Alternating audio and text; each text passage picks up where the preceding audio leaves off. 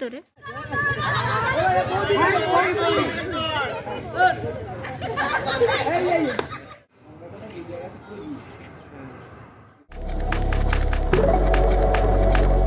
Morning, welcome back to my channel Babli life. আমি দীপাঞ্জলি প্রামাণিক তোমাদের জন্য নতুন একটা ভিডিও নিয়ে চলে এসেছি। তো এখন বাজে 5:42। তো আমি সারা রাত কালকে ঘুমাইনি, আজকে সকালবেলা উঠবো বলে। ঠিক আছে, ভোরবেলা উঠতে হবে, কারণটা তোমরা থাম্বনেল বা ইন্ট্রো ভিডিও দেখে বুঝেই গেছো। তো আমি যাচ্ছি পিকনিকে। তনুশ্রীদের পাড়া থেকে একটা বাস ছাড়া হচ্ছে শ্যামনগর, তো ওখানে পিকনিক আছে বলে যাচ্ছি। সকালবেলা ঘুম থেকে উঠে ব্রাশ টাশ করে ফ্রেশ হয়েছে। আর সকালবেলা আমি কোনোদিন উঠি না, ঠিক আছে। আমার সকাল হয় 10টা কি 9:30, কখনো 8টা কি 7টা। কিন্তু এই আজকের জন্য আমাকে উঠতে হয়েছে। আর উঠেই আমি এখন খাচ্ছি হচ্ছে গরম জল, রোজ সকালেই খাই। তো চলো তাড়াতাড়ি আমি গরম জলটা খেয়ে নিই, অ্যান্ড দেন তারপর বাকি ভিডিওটা কন্টিনিউ করা যাক। তো আমার চান হয়ে গেছে, আমি জাস্ট স্নান টান করে উঠলাম, এখনও স্কিন কেয়ার করিনি, কিচ্ছু করিনি। ভাবলাম একবার মানে চেঞ্জ করার আগে, মানে যে জামাটা পরবো সেই জামাটা চেঞ্জ করার আগে তারপর তখনই স্কিন কেয়ারটা করে একবারে রেডি হয়ে যাব। তো ভাই সকালবেলা স্নান করা ইচ্ছে, মানে এই শীতকালে সকালবেলা স্নান করা 6টার সময়। ও মাই গড, এটা একটা মানে কঠিন কাজ, মানে এতটাও আমার কষ্ট হয়নি এর আগে কোনোদিন, বাট শীতকালে সকালে চান করা, ও মাই গড। ঠিক আছে চলো, আমি ভাবছি আগে একটু চা করি, মা স্নানে গেছে, তো আমি ভাবলাম 1 কাপ চা করে নিই। চা না খেলে দিনটা যেন শুরু হবে না। তো চা করি আগে, তারপরে স্কিন কেয়ার করে তারপরে চেঞ্জ করে রেডি হওয়ার। কি পরছি আজকে আউটফিটটা সেটাও তোমাদের সাথে শেয়ার করব।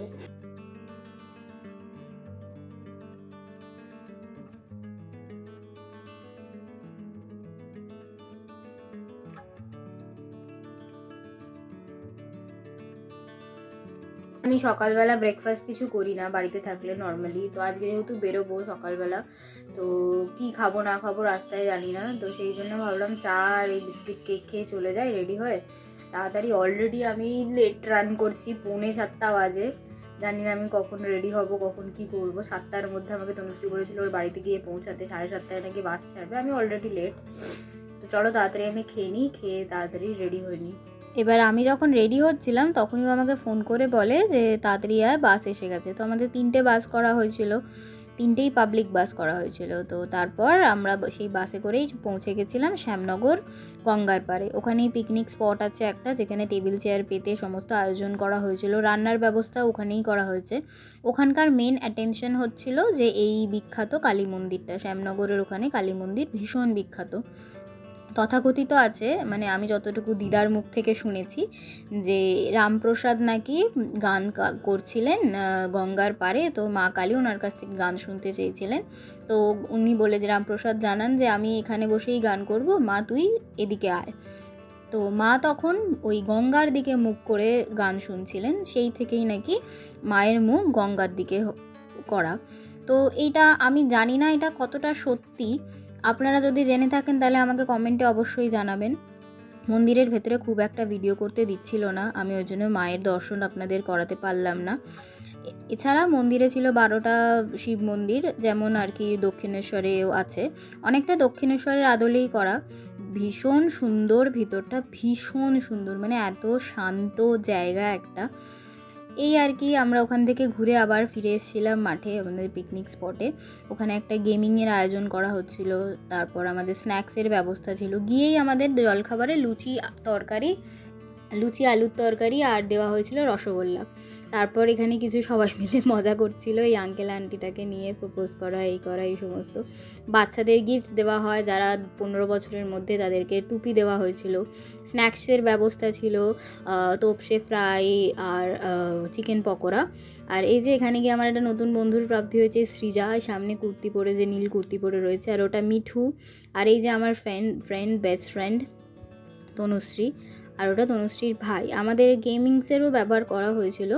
গেমিংসের মধ্যে ছিল হচ্ছে হিট উইকেট, যারা 15 থেকে 30 বছরের মধ্যে তাদের জন্য এটা ছিল হিট উইকেট। আর একটা গেম ছিল যে বাস্কেটের মধ্যে বল ছুঁড়ে ফেলা। ভীষণ মজা করেছি, বিশ্বাস করুন। আমার এই প্রথম পুরো স্ট্রেঞ্জারদের সাথে এটা একটা পিকনিক বলতে পারেন। আমি চিনি বলতে শুধু তনুশ্রী আর তনুশ্রীর যে বোন মিঠু। ওখানে খাওয়া দাওয়ার দুপুরে ব্যবস্থার মধ্যে ছিল মাছের তরকারি, আর মাটনের মধ্যে অপশান ছিল ভাত, ভেজ ডাল, ঝুরি আলু বাদাম ভাজা, আর কপি আলুর একটা তরকারি, চাটনি, পাঁপড়। বেশ ভালোই ব্যবস্থাপনা ছিল, এখানে সমস্ত রান্নার ব্যবস্থা করা হয়েছিল। তারপর আমরা এখানে চলে গেছিলাম, ওই এদেরই পিকনিকের গ্রুপের একজন ছিলেন, তো ওনার ফ্ল্যাটের ছাদ থেকে গঙ্গার ভিউটা এত সুন্দর। আর ঠিক সানসেটের টাইমটাতে তখন আমরা ওপরটাতে গেছিলাম। আর ওদিকে দেখছেন যে দূরে মন্দিরটা, ওই মন্দিরটাই হচ্ছে ওই কালী মন্দিরটা, যেটা ছাদ থেকে অপরূপ সুন্দর দেখাচ্ছিল। বাড়িতে ফিরে এসেছি, অনেকক্ষণ হয়ে গেছে। অ্যাকচুয়ালি তোমরা যে ওই ছাদে দেখলে আমি গেছিলাম ওদের সাথে, তো ওখানের পর না আমার ফোনে চার্জ ছিল না, আউট অফ চার্জ হয়ে গেছিলো।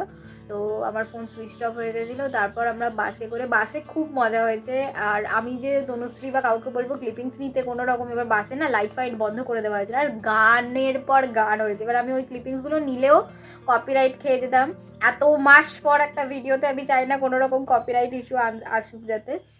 তো ওই আর কি বাড়ি চলে এসেছি। অ্যান্ড হ্যাঁ, ওখানে যে গেমসগুলো হয়েছিল, এই গেমসের মধ্যে একটা ছিল যারা 30 বছরের মধ্যে আছে, 15 থেকে 30 বছরের মধ্যে, হিট উইকেটের একটা গেম ছিল, আর তার সাথেও বাস্কেটে বল ফেলার একটা গেম ছিল। তো ওই বাস্কেটে বল ফেলার গেমটাতে আমি ফার্স্ট প্রাইজ পেয়েছি।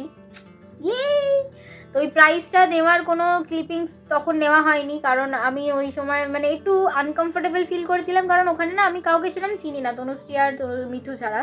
তো একটু আমার অকওয়ার্ড লাগছিলো, যে এরকম হুট করে ক্যামেরা নিয়ে দাঁড়িয়ে পড়বো বা কাউকে বলবো আমার একটা ভিডিও করে দাও, এরকম একটু কেমন লাগছিল। তো ওখান থেকে যে ফার্স্ট প্রাইজটা পেয়েছি সেটা হচ্ছে এই একটা বারবি টোট ব্যাগ। এই ব্যাগটা আমি পেয়েছি ওখান থেকে ফার্স্ট প্রাইজ।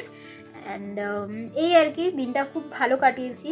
অ্যান্ড বেশ অন্যরকম একটা এক্সপিরিয়েন্স হলো। একদম স্ট্রেঞ্জারদের মধ্যে প্রথমবার গেলাম, যেখানে আমি মাত্র একজনকে কি দুজনকে চিনি। অ্যান্ড এই আর কি, চলো তোমাদের সাথেও অনেক মাস পর ভিডিও শেয়ার করে ভালো লাগলো। আই হোপ তোমরা ভিডিওটাকে লাইক করবে, শেয়ার করবে, অ্যান্ড যা যা মিস্টেক্স আছে কমেন্টে আমাকে জানিও। অনেক দিন পর আবার এরকম একটা ব্লগ করলাম। লাস্ট ব্লগ আমি মায়াপুরে গেছিলাম 2024-এ, সেটা করেছিলাম। তারপর আর আমার সেরকম কোনো ব্লগ করা হয়নি। তার রিজন তোমরা নিশ্চয়ই আগের ইন্ট্রো ভিডিওটাতে দেখেছো, আমি সমস্ত কিছু জানিয়েছি তোমাদেরকে। অ্যান্ড এরপরও আরও অনেক কিছু এক্সাইটিং ইভেন্টস আসতে চলেছে, যার জন্য আমিও ভীষণ এক্সাইটেড। অ্যান্ড হোপফুলি আমি ভিডিওস কন্টিনিউ করবো।